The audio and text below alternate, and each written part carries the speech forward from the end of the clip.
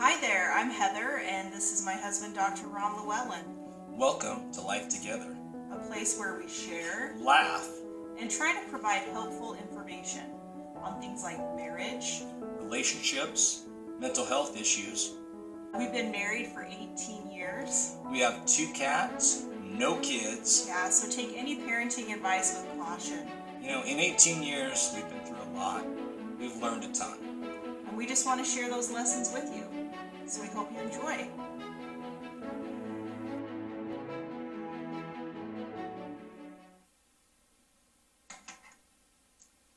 Hello, everybody. Hi. We're back. We're back again. We're back again. So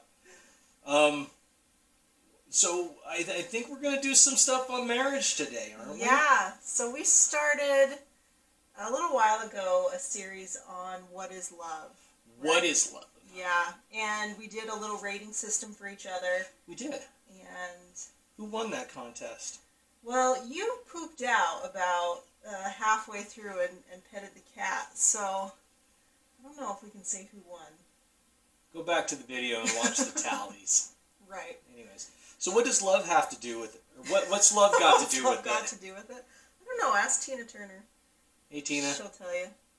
So what we wanted to do is, that first episode was kind of an overview, right?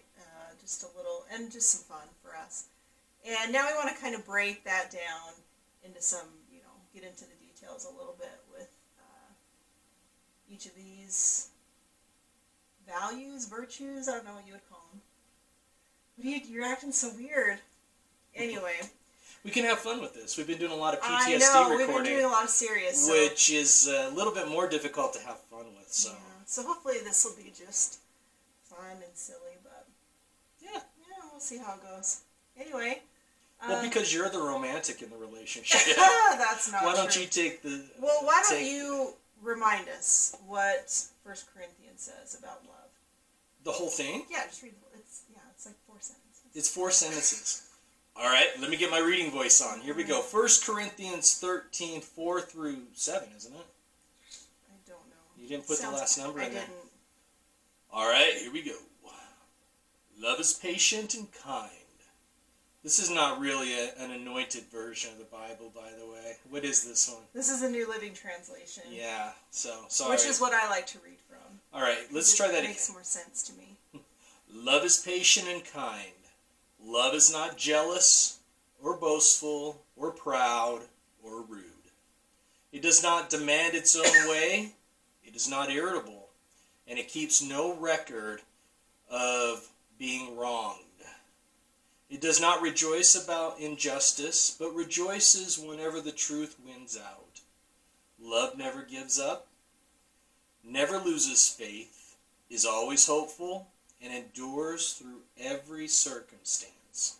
Right on. So let's kind of dive into that first sentence. Love is patient and kind.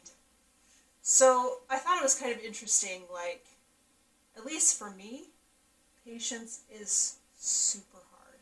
And I wonder if that wasn't put first for a reason. Like, I don't know. Like, just for you? Yeah, just for me. I don't know that people are patient by nature. I think our human nature is sort of impatience. I don't know. Would you agree or disagree? Well, if I can talk a little bit about what we've been talking about on the PTSD episodes, talking about the pleasure principle, our base nature, although humanists disagree with this, which I have a lot of issues with humanism, which maybe we'll get into an episode with that later. But our base nature is actually quite hedonistic, based upon the pleasure principle. And hedonism doesn't allow for patience. It's self-gratification. Well, I think, too, especially now, right? Like, what do we have to be patient for? If we want to learn, how to fix a leaky faucet, we just YouTube it, right? If we... Are you the leaky faucet? Yeah, funny. My maiden name is Faucet. It's so. But information, like anything that we want to know, is readily available at our fingertips like that. Right. gone are the days of looking at an encyclopedia. And for anyone under like 20, there was these things called encyclopedias back in the day where you would like do your research papers. Yeah, they're like books. Yeah, now, it's for like a those book. that are younger, books are pages with information on it. And you would have to go, like, physically go to the library and look in the card catalog, right? Do you remember these old days? The Dewey Decimal The Dewey System? Decimal System. Anyway, we're old. But what do we need to be patient for anymore? Just in day-to-day life, we can, get the information we want right away. We can communicate, with Facebook and text messages. Like, it's so fast.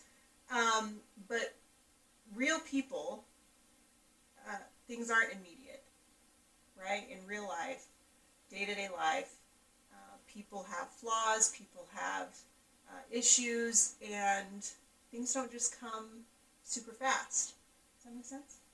Yeah, it does, and I think that's part of the struggle of our modern world is that we're so used to convenience that we are not used to waiting and being patient, and therefore when we have to be patient, a lot of times people get upset at the other person because they have to wait maybe an extra 30 seconds for their sandwich or something that got delivered by DoorDash since we don't have to leave the house anymore. Exactly, right?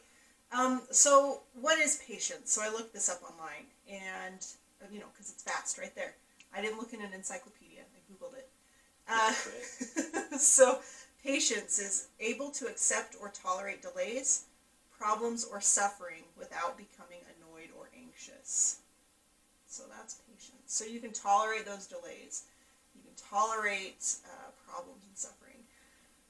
Well, and I think, like I said, real life, real relationships are filled with delays and problems and suffering. And suffering. But in all life the in time. general, right? Like, that's what comes of life. People are late, which is one of my biggest pet peeves. I can't stand it. Finances might get tight. You might have some money problems in your marriage. People are going to get sick. We're going to talk about this one, I think, in a minute. Sickness. You might lose a loved one. A family member could pass. A pet. We don't want to talk about that. We're deleting that out of the video. So you're going to encounter problems and difficulties in your relationship. Scrolled too far, sorry. Hurry! I'm trying! Hurry! Sorry! So, it took forever. most people, if you have gone through like a traditional marriage ceremony, you probably said some traditional vows. We didn't say these at our we wrote the dumbest vows. It's like embarrassing. We thought we were so cute and clever. No, I did it because we never take anything serious. That's true. We don't take anything serious typically, and so we wrote our own vows. And it wasn't like touchy-feely. They were like Dr. Seuss rhymes. They were written in Dr. Seuss language. And neither one of us can remember the vows anyway, so what does it matter? We don't remember the day we got married. We don't, and neither is our marriage certificate signed. We may not even really be married. Who knows? I've been hoping. No, we did. We just celebrated our 18-year anniversary sometime about 2 weeks ago. We don't know when it is exactly. It's within like a week, we're pretty sure. But anyway, but if you did say these traditional marriage vows, you probably said something like, for better, for worse, for richer, for poor, in sickness and health, to love and to cherish till death do us part. And it sort of seems like, to me, this is speaking directly to having patience with each other. I can see that. So if you think about, like, for better or worse, sometimes, we're getting better, sometimes we're getting worse. And those things don't always happen to each other at the same time. One of us, so here's an example. I shouldn't say recently, because I've been really, really bad the last few weeks. But I've been trying to lose some weight and to exercise more. And so I've tried to make that, a priority in my life and make time to exercise. And I ate a whole bunch of tortilla chips today. So today was not a good day. And at first I was a little bit annoyed, I think, because I wanted Ron to work out with me or, eat zucchini, which, yeah, he thinks is gross. But I had to realize, zucchini's like a fake cucumber. Cucumbers are good. Zucchini is like, it's... I don't know how you cannot like something cucumber that doesn't have that much flavor. Zucchini doesn't really taste like anything. Anyway. So I was like, in my mind, I thought, well, Ron should do this with me. Like, we should do this together. Like, we both need to eat better. We both need to exercise. But at this time right now, with Ron's schedule, he literally doesn't have the time to do it. And me harping on him or, making him feel bad, doesn't help anything, right? Like... You still do it. I don't. So... Why did you call me fat at the restaurant? I didn't call you fat. You made me get a side salad and push the chips to the waitress. He's such a liar. You should see the picture he drew of me at the restaurant the other day. It was really bad. Yeah. I apologize. That's a lack of artistic skill. But, so as I'm trying to better myself, that doesn't mean that maybe Ron's at the same place. Like, he's not into working out right now. And that's okay. I, need to be patient and just do my thing, right? Does this make any sense? I really think you're saying I'm fat. I'm going to get off this topic. Okay. Now, hold on. Why don't I work out? Let's just give the summary.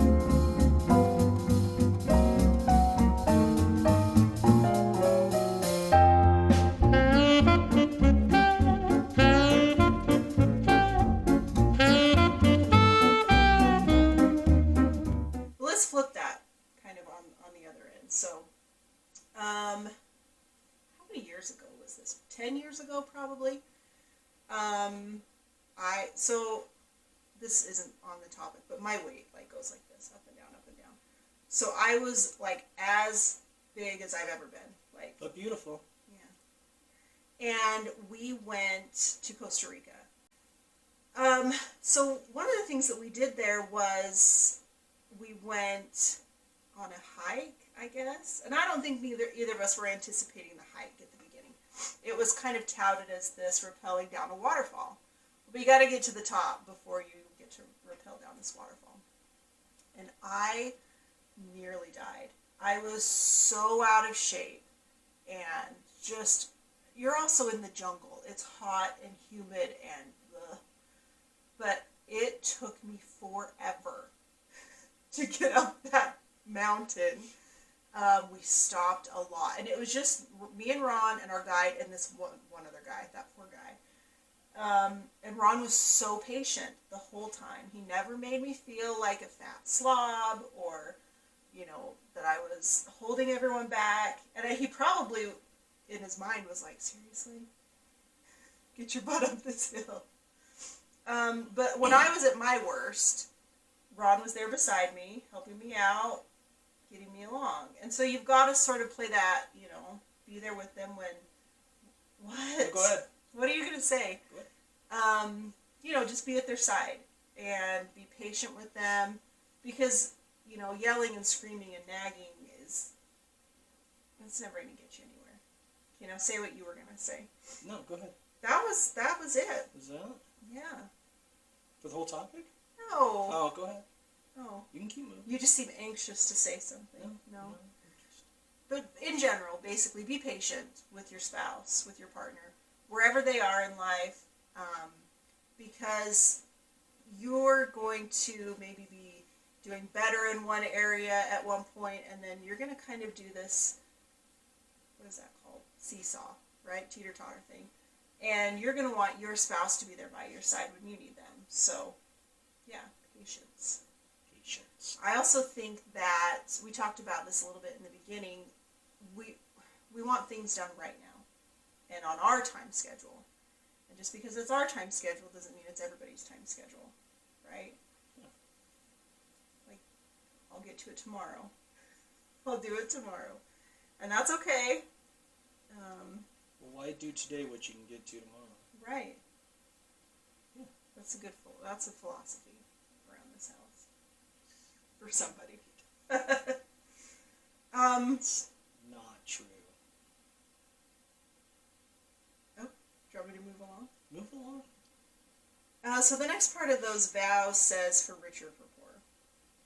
And I think, why would I need to be patient if we're richer?